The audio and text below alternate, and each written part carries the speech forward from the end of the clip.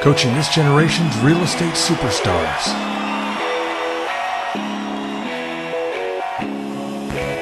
You ever known people that had failure in their life and it was always somebody else's fault? That's called a victim. What I like to hear is the people that have had failures in their life and they say, you know what, but let me tell you what I learned from that. I learned that I got to work harder. I got to do this or I need to do that. It's never about what someone else can do.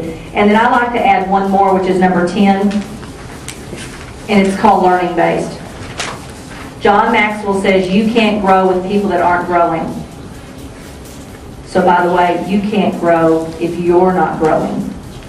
So number 10 is, I want people that are learning based. It's one of my number one questions. I remember getting up from an interview one time in Kentucky when I asked the gentleman what was the last book he read, and he said, oh, I don't have time to read. I said, this meeting's over. Have a nice day. Because I don't have time in my life for people that aren't learning and growing. I can't grow with people that aren't growing. So learning based is my number 10. And then here's the truth. The key is it's a numbers game. You must prospect large numbers on an ongoing basis. And the truth is you're looking for talent, super leaders. These are people who can lead themselves. And they also can lead others. And on the next page it says, conduct yourself and run your company so that it's attractive to above average talent. You're going to implement the methods of recruiting. And you've got to use an above average approach to recruit and select people. And what I mean by that is, when you're recruiting talent, they already know what they want in life. They already know where they're going. That's the kind of people you want. And so you're not having to tell them where you want to go because they already have a place they want to go. And so your style is more of a consultative style. In other words, it's a discovery process to figure out where they want to be in 5 to 10 years and finding out if your vehicle will actually take them there. So it's a little different approach.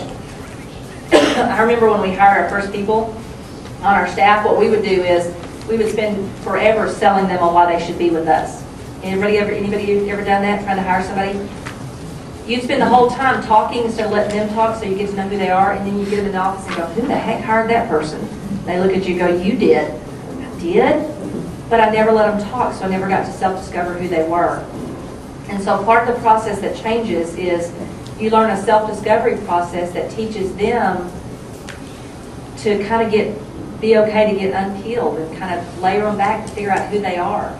I'll never forget when Gary took Brad through this very same process. When Gary began to talk to us about finding somebody that could replace me, I got real nervous. I'm making about $1 million a year in commissions at the time.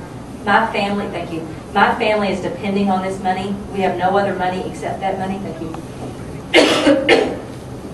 I feel like Hillary. Did you ever see her doing that on the coughing thing? She kept showing everybody, all the candidates coughing. But anyway, when Gary started talking to me about somebody that can actually replace me on the team rather than support me, I started getting real nervous. I'm thinking, who could do that? Nobody. And so we took him down.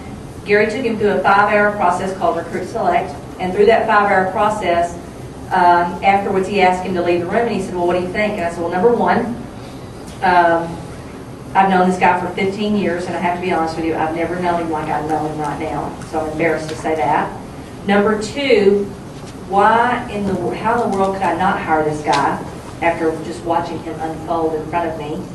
And then number three, why in the world would he want to do it? Why wouldn't he just go out on his own?